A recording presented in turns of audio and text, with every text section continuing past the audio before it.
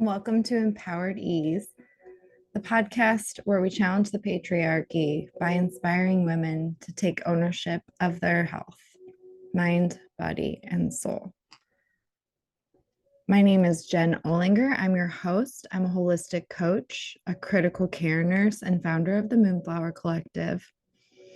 Each episode, you'll hear from incredible women, healers, health practitioners, coaches, nurses, and pioneers making a difference. Together, we'll delve into their personal stories, the inspiration behind their work, and how women heal and thrive in community. Discover how by uniting our strengths and sharing our journeys, we transform not only ourselves, but the future of health and wellness. So tune in, be inspired, and empower yourself alongside our vibrant community of women. This is Empowered Ease. Let's embark on this journey of communal healing together.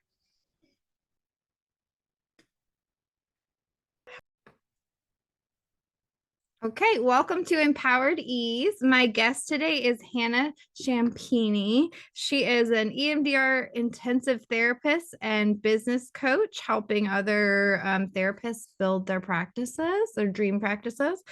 So welcome, Hannah. Thank you. I'm so excited to be here. I'm excited you're here too.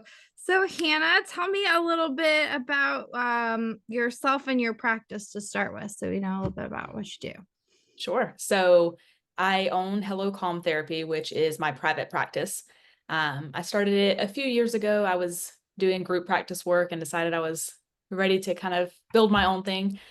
So I went into solo private practice work, built up that kind of from the ground up, which was a venture in itself, trying to build a private practice in a small community. So I learned a lot about marketing that they definitely do not teach you in school. Since then, I have really focused on my niche and kind of zoned in on that, which is the EMDR intensive therapy. So instead of offering the typical 50-minute model of therapy where you come in and we kind of like poke at some of the concerns or traumas that you're wanting to address, and then you leave and come back next week and we do that for the next year. The intensive model is designed to be a little bit quicker paced. So you come in for 2 hours or 3 hours and we really hit the ground running and work through as much as we can in that chunk of time so that you get to feeling better faster and, now versus months down the road. Oh, cool. So you're spending a little bit more time investing a little more. Are you seeing people less often when you do that, or? Not as often. When I was doing individual work, it was definitely like a weekly thing or a bi-weekly thing. So I was seeing people pretty consistently, and I had people that I would see for a year or 2 years, or, depending on what they're working on. And with intensives, it really has shifted away from that and is more designed to address your main concerns coming in. So I have some people that may say, hey, I've got these 4 things that I really want to work through. Maybe it's 4 traumatic memories that I really want to work through. And they come in and we do our intensive sessions and work through those. And then once they feel like they're at a good place, they're kind of done with me. Now I will help them get established with a individual therapist if they want to do that, like hourly session check-in with somebody. Or if they're already seeing a therapist, I work a lot with other therapists and kind of take on clients for adjunct work. So they'll see their primary therapist for their regular work and then come to me just for intensives and then go back to their original therapist. So I do a lot of that as well. So when you say intensives, are you just doing the EMDR? Or do you do other things as well? So that whole time? I mostly right now I'm just doing intensives. Now, I also am starting a second business that is coaching therapists on how to build a private practice, especially building intensive work. It doesn't have to be EMDR. They could be trained in cognitive behavioral therapy and want to work intensively in that Does way. intensive just mean like the time frame, like that you're? Yes. It means like that chunk of time that you're committing to the person, and when you use that chunk of time, you're doing the EMDR. Other therapists that you train to do that, they may have a different model, but it's just like that people are kind of getting over things and moving on instead of like continuing like a practice, like you're seeing someone like for years kind of thing. Yes, exactly. That's cool. So intensives could really be anything. I have colleagues that will do parenting intensives where they sit down with parents to help them work through That's appropriate. parenting a kid that's neurodivergent or, whatever it may be. I have Or some whatever that, milestone is coming up that's a struggle, because which I parenting think is is like awesome. I'm like, a million of parenting those, intensives right? sound amazing. Yeah, that's But awesome. yeah, it can really be, intensives are really, it's just like a fancy way of saying like, we're meeting for longer periods of time so that like I can help you today versus like 6 weeks from now. Like we can hit the ground running in a large chunk of time instead of just 50 minutes. So yeah, Oh, so it like can go when that you're way. getting into something with someone, they're not like, well, we got 10 Yes. minutes left. How are we going to wrap up? And you're like, What? okay. Yeah. No, and that happened, especially like for me, I'm EMDR trained, so that's what I practice intensively. But there would be sessions when I worked in the 50-minute model where people would come in for their 50-minute session. We spend 10 to 15 minutes checking in, seeing how things are going, how things been since the last session, that kind of stuff. Then we start talking about jumping back into EMDR. Well, now we've already lost 15 minutes of our 50 minutes. So then we have this little chunk of time left to actually reprocess things. And then it's like, okay, well, save about 10 minutes at the end too, to wrap things up and make sure that, you're in a good space before you leave. So really you're Yeah, to kind of close the 20-30 minutes. container. Yeah. Yeah. So a lot of times I'd have clients that either I would run over sessions because I was like, I can't let you leave a session with something that's Raw. unprocessed and raw, like who wants to do that? So I would just kind of like continue over and ask for forgiveness later to the person that was waiting. Or Yeah. we would have to just try to contain things as best as we could until they came in next week. So then over the next week, they've got this trauma that they've kind of brought to the surface and not really finished processing. And that's not fun either. So Yeah. I found out about the intensive model, I was like, oh my God, this is like a huge light bulb moment. Like, why have I not been doing this the whole time? Yeah, I like that. So, okay, for people who don't know, what I've just learned what EMDR is, because I was telling Hannah that I'm starting it on Friday this week with my trauma therapist. But can you explain just a little bit about what that is for people who may not know what that is? Yeah, absolutely. So EMDR is eye movement desensitization and reprocessing. And it basically means that we are taking a memory that is associated with trauma for you and reprocessing that in your brain. So when we have something traumatic happen, I think of it kind of like a wall. A wall comes up that blocks that memory from being able to go into your long-term memory, where we kind of set it aside and don't get triggered by it. This wall comes up and keeps it in your short-term memory, which is why you remain triggered by it.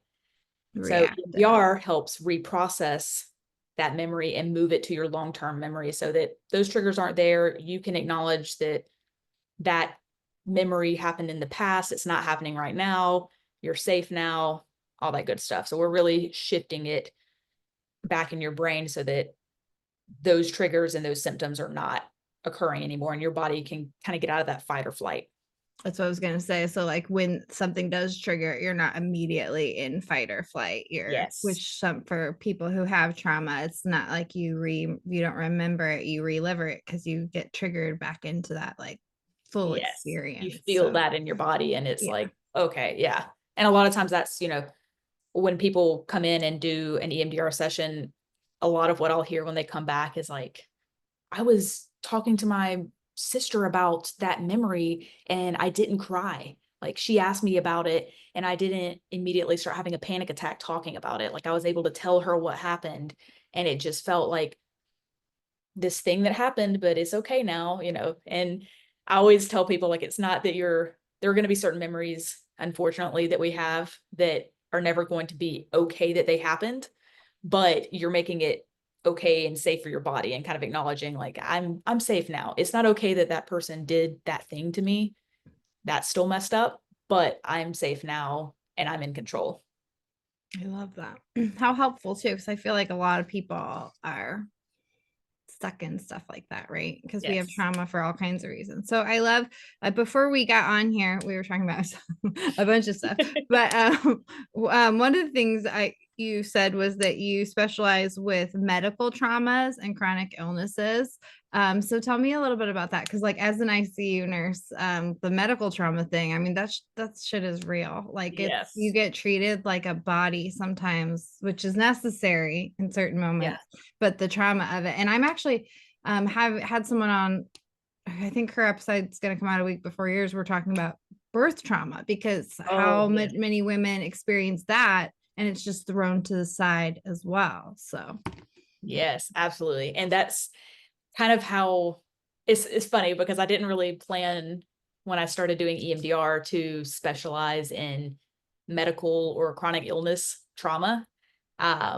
It kind of just happened. I started getting more and more clients that fit that bill and working with them and was like, this is really fascinating to me. And I like helping them through it. And a lot of the clients that I'm getting fall within the like chronic illness side of things and have unfortunately experienced like medical gaslighting or just not getting services at all because, it's fine, you're fine, whatever. And so I had a lot of women that I was working with in particular that fit with that. And then I got diagnosed with an autoimmune disease 2 years ago and experienced it for myself and was like, holy shit, this sucks. Like, this is like going to different, specialists and they're like, oh, you're fine.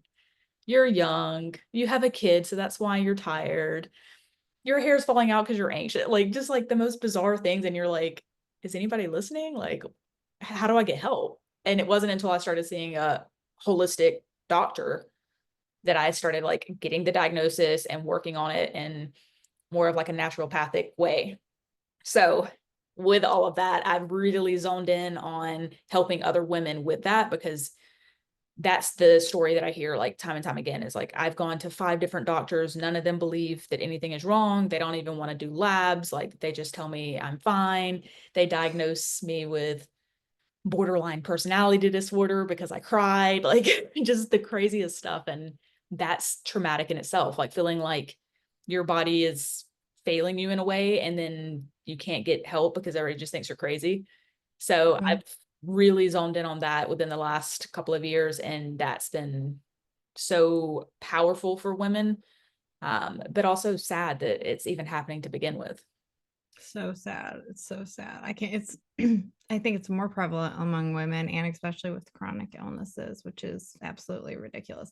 As a nurse, like, there's something I've shifted about. Like, so everybody always calls me, and they're like, yeah, my kid has a rash, or blah, blah, blah, blah, blah, blah, blah, blah, blah, blah. This happened to my sister, everyone's like, Mm-hmm. give me your advice. And one thing I've started telling people right off the bat, I'm like, did the doctor take you seriously? Did he listen to you? Because if the answer is no, find another one. Like Yeah, that's where I go start. somewhere Like, else. did he listen to you? Did he make you feel like you were ridiculous, or did he hear you out? Did he tell you you were wrong? Because like that's where I'm at these days, because that's where you have to Yes. start, honestly.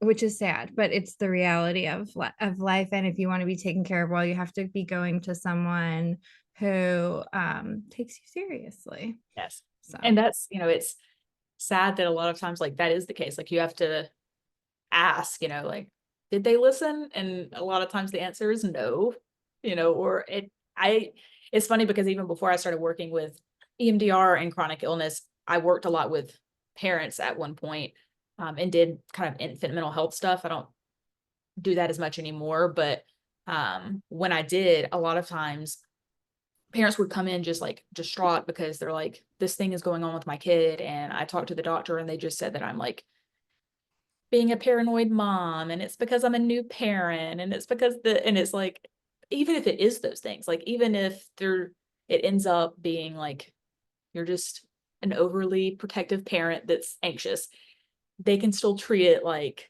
something educate, there. And right? look, Educate them. Then you don't have yeah, anything to be worried about. If you're exactly. educated, that's how I feel. Okay, here's your Yeah. opportunity. Then she Here's won't some come back. information. Yeah. Yeah. And that's, I still do see kids for autism evaluations. And a lot of times that's how parents come in for those too. It's like, they come in and they're finally getting the testing done and they're just like in tears because they're like, I've been telling the doctor for 4 years that something is going on. My kid could have gotten treatment way sooner, Mhm. but they didn't think it was that big of an issue. They thought I was just being dramatic. They thought I was being paranoid, whatever. So they ignored it. And now all of a sudden my kid is 7 and nonverbal, and they're like, oh, that is an issue, So it's Yeah, like, wait a minute. yeah, it's like, I've been Oh. telling you this the whole time, So I definitely have zoned in more with the EMDR for adults that have chronic illness, but realistically, it's in all aspects. It's with parents, it's with kids, it's Mhm. everybody's experiencing it. My most popular episode I've had so far is with it's a local nonprofit here in St. Louis, but it's called Little Ferns, and they are a nonprofit for chronic illnesses for adults who fall between like not being sick but not being sick enough for support. Oh, You know what yes. I mean? Which is so Yes. many of the chronic illness sufferers. So they do really cool stuff like help people find resources and fill out paperwork to get support. And they also do like body doubling sessions and to help people do their taxes and stuff like that, which That is is so awesome. awesome. Yeah. But that's been my most popular episode. And I think that's a testament to like how common this really is. Like a Yes. lot of my, like I coach women through burnout. Yeah. Cause I, as an ICU nurse, got very, very burnt out at one point, like had health Yeah. effects and all that. But many of my clients are chronic illnesses because I coach just women. So many of them are chronic illness sufferers from years of It's, stuffing their emotions. yeah. Yes. Yeah.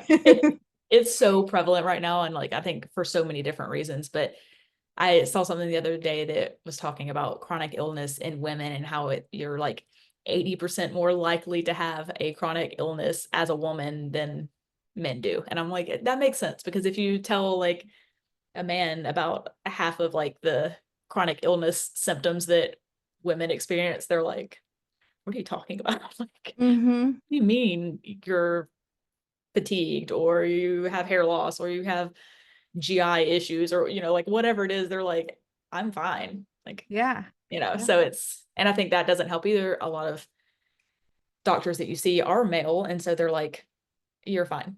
It's okay. And it's like, no, Mm-hmm. it's not. Yeah. Please listen to me. Yeah. And that's it. It also, the nonprofit idea and how they're kind of running it, that's something that I feel like we need everywhere, because like here, we don't have anything like that. And for me, it took me going through 3 different doctors and then deciding I'm just going to find a holistic doctor to treat me. So I pay her out of pocket because she can't bill insurance. They won't Mm-hmm. pay for a holistic doctor. So I pay her out of pocket to do all of my labs and help me like supplement and do things like that. And not everybody can do that.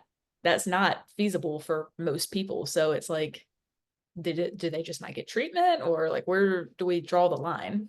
Mm-hmm. Yeah. I mean, when I went through burnout, I went to so many doctors. And all I was given was pills. And it wasn't until I went like the holistic route and did coaching and all of that stuff that I finally was able to heal. And all of that is out of pocket. And even like now, perimenopause has been a pretty big thing in my life. And to get, I mean, I went to a traditional medicine doctor and they're like, tested like whatever basic stuff they do that where they're like, Yeah. oh yeah, you're not even in the range. But like if I'm pretty positive if I went and paid for the very expensive testing, I would have many things in the range. Okay, I feel it, It I'm would there. like light up. Right. But it's very, very expensive to go Is see those people and none of it's covered by insurance, though totally worth it. But totally worth it's it. just like it's not an option for everything, especially if you've got more than one thing going on. You know what I mean? Yes.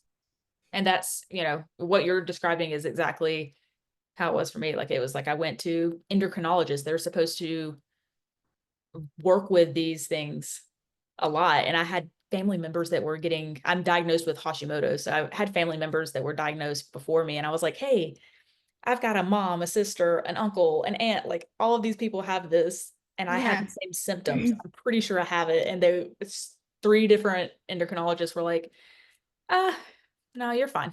I was like, okay. And then I went to this holistic doctor and she did a full thyroid panel and was Mhm. like, your antibodies are like through the roof. What do you mean? Like, they shouldn't be this high. And I was like, yeah, well, try to tell them, but Yeah. And the sad thing is, like, it doesn't cost, wouldn't be anything more work for a doctor to order no, that panel. It's just, I think, like, probably under education and just, you know what I mean? Like, yeah. because And it's like, he just not who draws your blood anyway, or who results it or yeah, any of like, that. why is it a big deal for you to order it? Yeah. Hmm. Yeah. It's very interesting, like how things are set up. And I think it's also hard because if you come in with too much information, then it just looks like you're anxious. Mhm. So Or you're if you, seeking, because that's yes, a big one. Like, I mean, that's like yes, a very common word thrown around in healthcare. And I mean, there are people that are, but sometimes, definitely. like, there's a reason. You know what I mean? Yes. Like, yeah, he's And that's, seeking and his leg's rotting off. Can we give um, him some meds? I'd be uh, seeking too if my leg was rotting off. He made poor choices, but but we are, yeah. And that's, that was kind of like by Doctor 3, that was kind of the vibe that I was getting, was like, I had like notes and was like, would you like for me to tell you all of the things, and I'd been doing my own research because nobody was listening. And she gave me a handout on anxiety and was like, I think this is what you're experiencing. Are you familiar with it? And I started laughing and was like, yeah, I'm familiar. I'm a therapist. And she was like, oh, okay, well, okay. And that was kind of it. Like, she was just like, I don't know what to say from here. I was like, okay, well, you I'm you not can hyper focusing. I'm frustrated. I'm taking this seriously. Will you? you're right. I was like, yes, I know what anxiety it is. Thank you. Like, can we move on to the next thing? Like, yes, I'm anxious because I don't know that you're gonna listen to me. So Right. And I'm tired yeah, of doing this. I have a life I'd like to get back to living. Can you help yes. me? And that is what so many women come in complaining about, is like, I am trying to be taken seriously, and it really messes with your belief in yourself, which is something that we work on with EMDR, is those negative core beliefs. Like, I'm not good enough. I'm not smart enough. I'm not safe. My body is failing me. Like, all of those things, those negative beliefs. Nobody believes me. And a lot of times when we have these experiences in the medical field, we get kind of broken down and eventually start kind of believing like, I must be crazy. I must be pill seeking. I must be paranoid. I must Mhm. have borderline personality disorder. Like, all of these things about me that people are saying must be true because nobody is treating me. So that must be it. Yeah, and with like, I mean, I do a lot of work with like good girl conditioning too, and it's like that's already a struggle.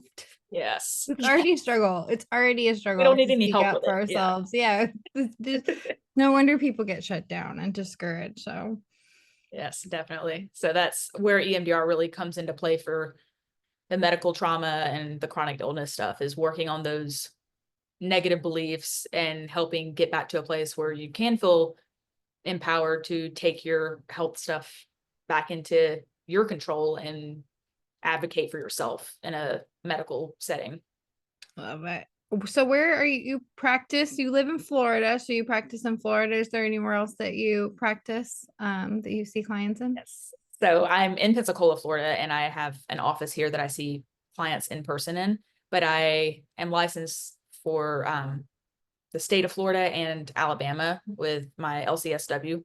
So I see clients virtually throughout Florida or Alabama. And then I also have clients that sometimes want to travel to me, which is an option. As long as you are in one of those states, I can see you. So if you are from California, but you want to travel to the beach in Florida, then you're welcome to, and we can work together that way. And then I've even had, people in South Florida that travel up to do intensives or work with me in person in that way, so that, they can kind of get that connection and not have to rely on video. Cool. That's awesome. So you're also a business coach. So tell me a little bit about that. How did that come about and how does that work? So the business coaching is a little bit newer. I'm super excited about it, but it came about because when I started my private practice a few years ago and went out on my own, I kind of just figured things out myself as I went. I did, buy trainings here and there to kind of help guide me a little bit, but for the most part, it was just like doing my own research and learning how to market and learning how to find my niche and like all of these things. And it was exhausting, but I've been doing worth for the it, last it's, year and it's yeah, so much. I was a nurse before. Okay. I had no technical skills. complete shift. Yeah. Yeah. That's it's exhausting. And it's feasible. I mean, obviously you can do it. I did it, but I realized after talking to a lot of colleagues that a lot of them want the same things, but they have no idea where to start. And so they'll come to me and they're like, how did you do this? How did you do that? Like, where did you find this information? And so I've kind of like become like the information board for a lot of colleagues in the area, and they'll come to me and ask these questions, which is always fun because I like talking about it. But I was like, you know what, I've got my private practice down pat. I know what I'm doing with it. I've got it where I want it. I should look into starting up the coaching side of things and start offering this stuff to people. And like, they're already asking for the information. Like, what if I put it all in one place for them and say, here you go, So this year I started working on establishing the coaching business and getting that up and going. And the goal is to have one-on-one coaching and then some coaching intensive sessions. So let's meet for chunks of times for that. And then also have some workbooks and courses and things like that. Awesome. I love it. It's really hard to break into like entrepreneurship. It's like the coolest thing. I love it. I wish everyone was into it because there's so much to do. And it's like where all the good happens for me. You know what I mean? In like the holistic health world, there's so much good happening on that end. But it's such a learning curve and it changes all the time. And depending on like where you are and what you're doing, everything's different. Like even if you're like advertising on social media, all of them are different, and everything, like all the systems you're using and all the options, like it's very overwhelming. It So is. it's definitely nice to have someone to help steer you. Definitely. And that's, I think, what kind of dawned on me was like, I do work in a smaller area. Pensacola is not very big. And marketing something like intensives in a small area, that was like a whole different beast. Like because a lot of people in my area are not offering intensives at all. I think right now I'm actually the only one offering intensives. So a lot of them don't even know what they are. And if they do, they're like scared to offer that price because intensives do come with a higher price. You're doing a little bit more work in the beginning versus spacing it out. And a lot of times therapists are like, I don't know if I can do that. I don't know if anybody would pay for it. Like, I don't know what that would look like. And so they get intimidated. And that was kind of where it was like, okay, I've got to like put this all in writing and like map it out so that I can just say like, here's how you do it. Like if I did it in a small area, you can do it. It will work. You just have to stick with it. And they don't teach you that stuff in school unless you are in school for marketing. So it's, you don't learn this stuff, and it is a lot of like trial and error and figuring out as you go. So it can be overwhelming for sure. Yeah. I've hired a couple of business coaches and it's still overwhelming, following other people's stuff because you don't always align with like, I'm not that person. So like I take some of what works for them, but some of it I'm like, that's not really me. So it's Yes, definitely. interesting. So I love that you're offering that. So if people are interested in coaching with you or interested in seeking like the intensives with you, how do they find you?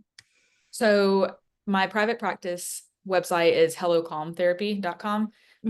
You can book a free consult call with me so we can kind of talk about, is an intensive right for you? What are you looking for? What are you kind of hoping to get out of it? I also, with my consult calls, I like to send a questionnaire that is designed to help you guide or kind of get a guide on how many intensive hours you would want to do, because a lot of people don't know. Like, do I want to do 4 hours in one day or is that too much? So I have a little questionnaire that I'll send people and say, hey, like answer these things. And that can kind of help us decide how much you might want or need.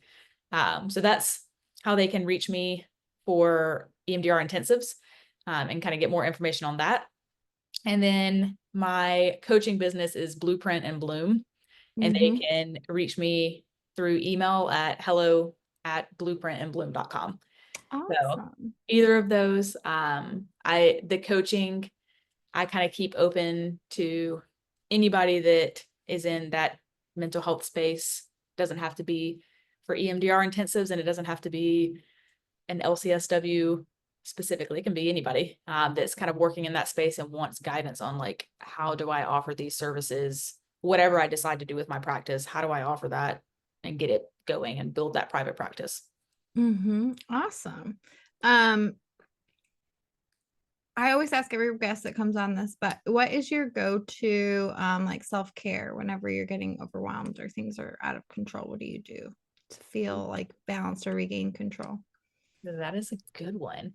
So right now, because the weather is great in Florida, it'll be too hot for this soon. But right now, while the weather is great, I have really been focusing on slow walking, which I feel like always sounds like a cliche, like go for a walk, you'll feel better. But I like to do more like mindfulness walks. So when I go out and walk, I'll pick somewhere that is really pretty for me that I like to see. So it may be the beach or a park or whatever, somewhere with like a really pretty scenery. And I try to focus on what's around me and kind of do like the five senses technique that some people may be familiar with, where we're like looking around and seeing like, what are five things that I see, four things that I hear, three things that I smell, kind of going through all of those.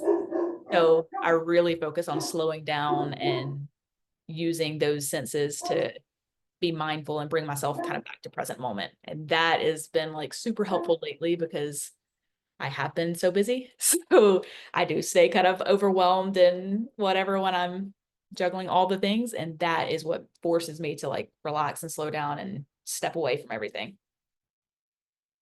I love that. I love that. I was wondering if you're going to say walking on the beach too, like, because walking in general is like the healthiest thing anyone can do for themselves. They like the more they study it, they might. There's like sensors in your feet that directly like relate to like cardiac sensors in your heart. So it's crazy. But when I lived in Florida, it was like one of my favorite things to do. It was like I worked on this trauma unit, and I was like I was like my ex-husband and I were like the end of our relationship there, and it was so stressful. But I remember like I would get up when I couldn't sleep like 5 in the morning. I'd just drive to the beach and Yeah. when no one was out there and just walk and like look what had washed up in the tide pools and barefoot. And it was just like the best Yeah, peaceful, like grounding, like it is. like I feel like a lot of times, like when you say like go for a walk or like walk on the beach, like people are like, oh yeah, okay, but it's like when you do it, you feel it, like yeah. that shift, like just Yeah. being in the sun in general, like you need sunlight, but also being outside and It's like grounding. the sound and the air and all of It's it. so Yeah. relaxing.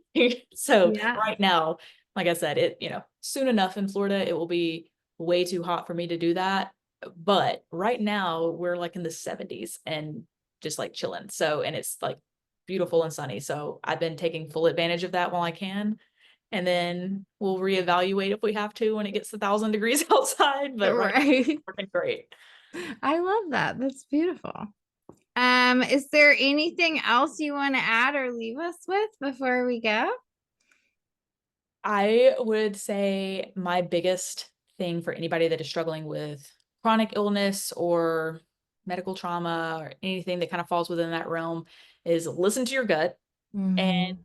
definitely, once obviously you have gotten in with a professional that is listening to you and taking you seriously, do look at doing trauma work because there's so many studies now that have come out about the connection between trauma and autoimmune issues, which is Yeah. super interesting. Uh, Yeah.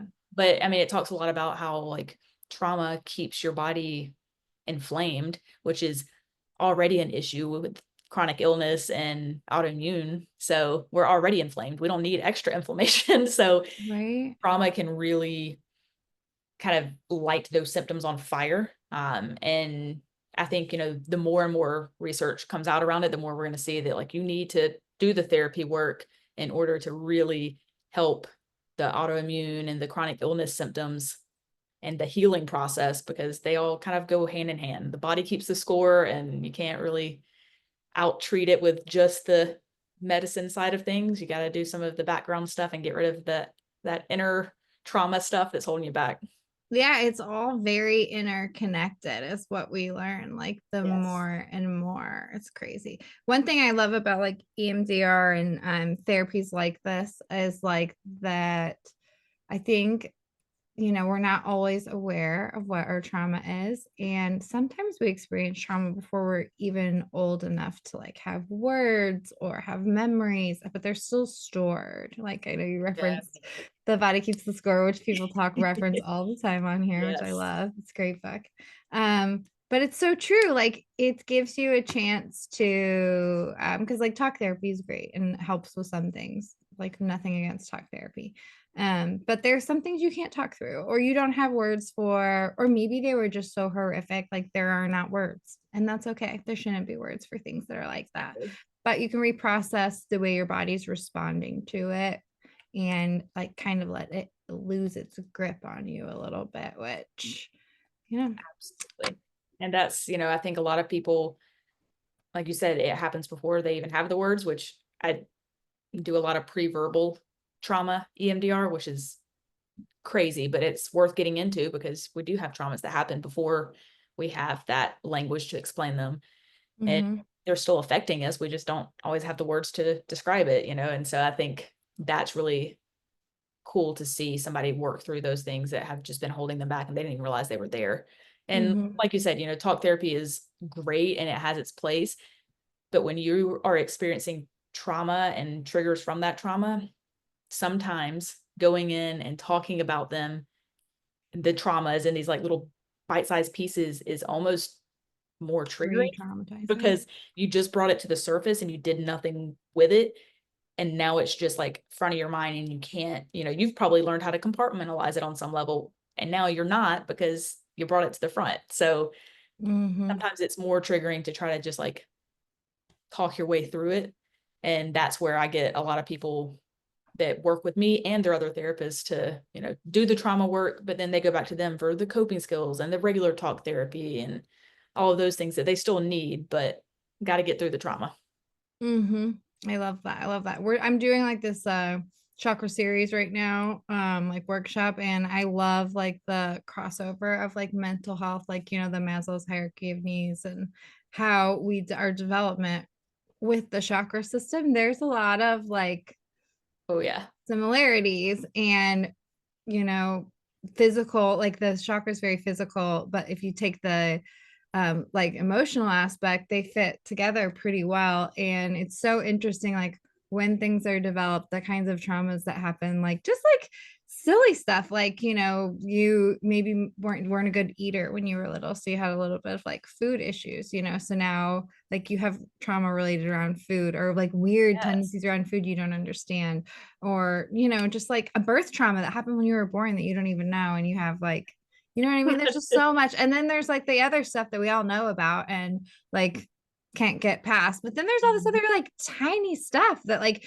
maybe your parents had a trauma happen in their lives and were not as comforting to you at a point when you were a baby. And it's nobody's fault. They had shit going on. And that's something that you are responding to physically. Yes. It's It's crazy. so interesting, like how many things we can have going on and not even realize, Mm-hmm. what it is or where it's coming from. But I mean, like you said, some of them are just starting so young. And like I've, worked with people that their parents have had a horrible time like the first year and that caused some trauma. Or I've had, some that like mom struggled during delivery and that caused some Yeah. trauma. And they're like, and that is like fascinating to work with, like somebody like that's going back and experiencing and working through a birth trauma is just like, it's so abstract, but it is so interesting. Plus, we all know so much more now about that stuff, and who even knows what we're wrong about still. But we know Mhm. so much more about that than we've ever known. So, like the things that were done, the practices back then, some of them probably caused trauma that they thought they were doing the right thing. I mean, there's a lot of Nobody's that. fault Yeah, necessarily. no, Like, nothing to blame. It's just what they yeah. thought was best, and guess what? It wasn't. Yep. Oopsies. And that's, I think a lot of people have to, get to that place where they acknowledge that there is a trauma there and it doesn't mean that anybody is to blame. I think a lot of times Yeah. we feel guilty if we blame mom for having a shitty delivery because it's like, well, it wasn't mom's fault. And it's like, yeah, we know that. We know it's not mom's fault, like Yeah, you're those trying to things protect happen. somebody else. Yeah, like Yeah. you're trying to, kind of protect mom and like she didn't do anything wrong. And it's like, yeah, no, definitely she didn't. But that doesn't It still change the fact that it happened. was traumatic. So Yeah. you both things can be true. She can be great and you can still be traumatized. Yeah, postpartum, all that shit's Oh real. yeah, So, definitely. yeah. Well, this has been so fun, Hannah. I learned Yes. so much. I'm so happy you came on here. Yeah, thanks for having me. This was a blast. Yeah. Anything else you want to leave us with before we go? I think that is it. Well, enjoy the beach. It was so nice talking with you. Thanks. Have a good rest of your day. Me too.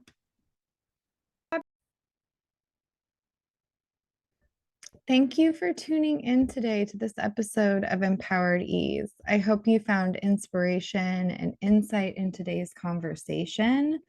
If you enjoyed the show, please consider subscribing or sharing the episode with someone you know who needs to hear an empowering story or would benefit from the empowering stories. You can also buy us a cup of coffee on our website, which goes a long way in editing the show and finding guests. For those of you that are looking for a little more and some support in reclaiming your energy and your joy, I invite you to explore my program called From Burnout to Blossoming, Reclaim Your Energy and Joy. It's a transformative journey that I walk you step by step through to help you rejuvenate and embrace your full potential and re-engage in the joy of life. So you can always visit my website, www.themoonflowercoachingcollective.com, and to learn more and sign up. And don't forget to join our vibrant community by subscribing to my newsletter. You'll gain access to a free supportive community and network of women tackling burnout. We regularly post and have conversations inside our private group. It's totally free. You'll also receive updates on the 2 free monthly workshops I do each month. I'm starting a chakra series currently, and we would love for you to join. Also, it'll help you stay in the loop with all the empowering initiatives that I'm doing at the Moonflower Collective and all the guests on the show, Empowered Ease. So together we can nurture a space where women thrive. I hope you'll join us there. Until next time, continue to empower yourself and each other, and take care of yourselves, ladies.